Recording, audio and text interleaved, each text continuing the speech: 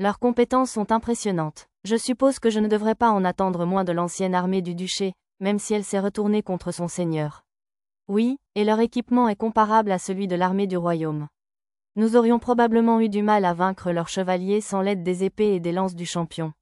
Le commandant et le vice-commandant du détachement d'avant-garde de l'armée royale discutaient de l'armée rebelle qu'ils venaient d'affronter. La ville où le premier escadron anti-rébellion a été écrasé est un peu plus loin, n'est-ce pas? Espérons que nous pourrons bientôt retourner à la capitale royale. Y a-t-il quelque chose d'important pour vous dans la capitale? Ma fille doit bientôt accoucher. Le commandant espérait célébrer la naissance de son petit-fils en personne dans la capitale royale, et non sur un champ de bataille. Un rapport, monsieur. Une armée inconnue d'une trentaine d'hommes a été repérée sur le sentier de montagne au nord. Cela semble trop peu pour des renforts ennemis. Ils ne portaient pas la bannière du duché de Vistale, m'a-t-on dit. Des mercenaires rejoignant l'armée rebelle, peut-être? Alors, nous ne pouvons pas les laisser passer. Envoyez Sir Mava et 50 soldats de réserve. Sur son ordre, un escadron de 50 soldats fut envoyé pour les intercepter. Ils sont bien moins compétents. À peine plus que des civils. Le commandant observa la bataille se dérouler au nord avec une longue vue. Désintéressé, il reporta son attention sur le combat principal. Mais au moment où il baissait la longue vue, de grands cris retentirent sur le champ de bataille nord. Votre Excellence, regardez. À l'instigation du vice-commandant, le commandant regarda de nouveau vers le nord avec la longue vue.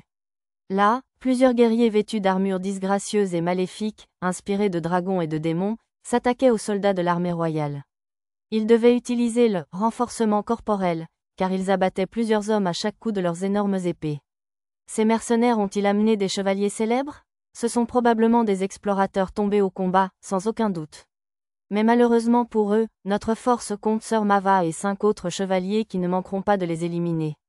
Dès que les chevaliers de leur force d'interception se sont avancés pour affronter les hommes aux armures étranges, le cours de la bataille a rapidement basculé.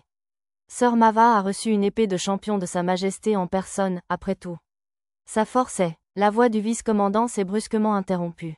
Même lorsque Sir Mava et les autres chevaliers armés de l'épée de champion ont tranché les bras des ennemis en armure ou détruit leurs épées, ils ont continué à se battre sans relâche. Pris au dépourvu, les chevaliers ont commencé à succomber aux silhouettes aux armures maléfiques. Mais que sont-ils donc? Des utilisateurs de potions de cadavres, peut-être. Une potion de cadavre ne conférerait pas un tel pouvoir. Ne me dites pas, ont-ils des cœurs démoniaques? Le commandant se souvint des armes interdites portées par les assaillants lors de la tentative d'assassinat du duc Vistale. Rapport urgent, monsieur. De nouveaux renforts des collines du nord-ouest. Il semble avoir apprivoisé des monstres avec. Pire encore, il y avait au moins une douzaine de guerriers en armure maléfique supplémentaires avec ces renforts. Ils doivent utiliser ces vices. C'est problématique. Oui, nous pourrions avoir des ennuis ici. Je suis sûr que nous pouvons gagner, mais nous perdrions plus d'alliés que je ne le souhaiterais. Après un moment d'hésitation, le commandant prit rapidement une décision. Nous ne devons pas laisser tomber trop d'hommes ici. Nous battons en retraite. L'avant-garde commença aussitôt à se replier, mais il était trop tard. Des chevaliers rebelles sur des montures nagas apprivoisées les attendaient pour les empêcher de fuir. Ils étaient au nombre de 20. Coincés entre le diable et le dragon, il va falloir nous frayer un chemin. Chevaliers, au front, archers, soutenez l'avancée des chevaliers avec vos flèches. Se résignant à perdre une partie de ses forces, le commandant envoya ses plus puissants soldats, les chevaliers, affronter les redoutables nagas. Les chevaliers rebelles profitèrent de la capacité de vol de leurs montures pour rendre leur retraite encore plus difficile. À ce rythme, les combattants aux armures maléfiques et le reste de l'armée rebelle les rattraperaient à l'arrière. L'estomac du commandant se noua face à une situation apparemment impossible. Juste à ce moment, un sauveur arriva. Iacha! Une faux fendit l'air d'un arc de lumière rouge, tranchant en deux l'un des cavaliers nagas et sa monture. Un guerrier en armure blanche commença à massacrer nagas et chevaliers avec un sourire féroce. Les 8 Shiga. Une femme avec une faux, aucun doute là-dessus. Ce doit être Dame Ruona, la coupeuse d'herbe. Le vice-commandant s'écria de joie en désignant les renforts inattendus. Suivez l'exemple de Dame Ruona. Je suis la lame du vent. D'autres guerriers arrivèrent, aidant Ruona à vaincre les nagas et les chevaliers rebelles. Chacun d'eux était assez fort pour éclipser les efforts de Sir Mava, lui-même porteur de l'épée du champion. Un chevalier en armure rouge et une épée de glace se distinguèrent particulièrement, tout comme un épéiste à l'armure imprégnée de vent. Oh, qu'est-ce que c'est? Regardez-moi l'armure de ces types. Après avoir anéanti l'escadron Naga, Ruona jeta son dévolu sur les guerriers aux armures maléfiques qui suivaient de près le groupe d'avant-garde en retraite. Ils avaient déjà massacré la plupart des soldats de l'arrière-garde et des chevaliers accourus pour les arrêter, mais ils reculèrent, comme alarmés, en voyant l'expression dans les yeux de Ryuona. C'est parti. Ryuona se mit à courir vers les guerriers aux armures maléfiques à toute vitesse. Dame Ryuona, ces créatures sont invincibles. Attention, compris, guillotine de la mort. D'un éclair de lumière rouge, sa faux coupa l'un des guerriers en deux, armure hideuse comprise. PFF, ils n'ont rien de spécial. Les gars, ne vous laissez pas intimider par ces ratés. Oui, madame, les candidats au titre d'épéiste des 8 Shiga qui accompagnaient Ryuona commencèrent à abattre les guerriers aux armures maléfiques, la glace et le vent jaillissant de leurs lames magiques. Incroyable, pas étonnant que les 8 Shiga soient les protecteurs du royaume. Les guerriers aux armures maléfiques, apparemment invincibles, tombèrent comme n'importe quel soldat face à la puissance écrasante des 8 Shiga et des candidats potentiels. Soutenir Dame Ryuona et ses hommes. On s'occupe des soldats les moins puissants. Attention à ne pas toucher vos alliés avec des flèches perdues. Sur ordre du commandant, le groupe précurseur se rassembla. Juste au moment où ils entraient en collision frontale avec l'armée rebelle, des chevaliers sacrés sur des chevaux de guerre arrivèrent sur le champ de bataille, et le vent tourna complètement en leur faveur. Il semble que la victoire de la première bataille revienne finalement à l'armée royale. En effet, il semble que le commandant de l'armée rebelle ait lui aussi choisi de battre en retraite.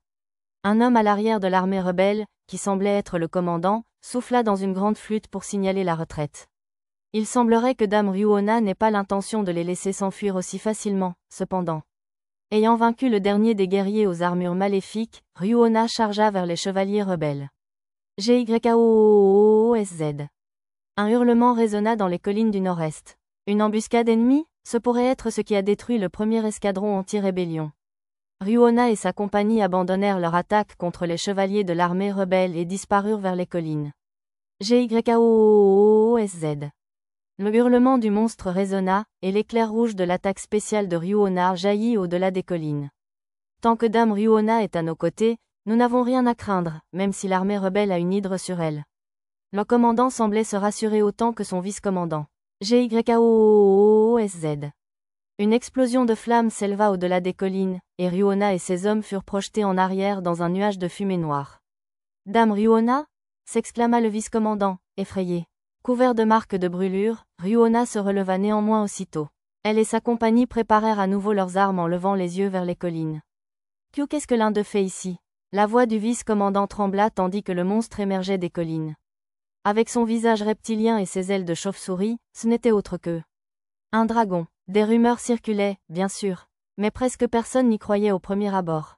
Après tout, les dragons ne se montraient presque jamais, sauf aux combattants les plus forts.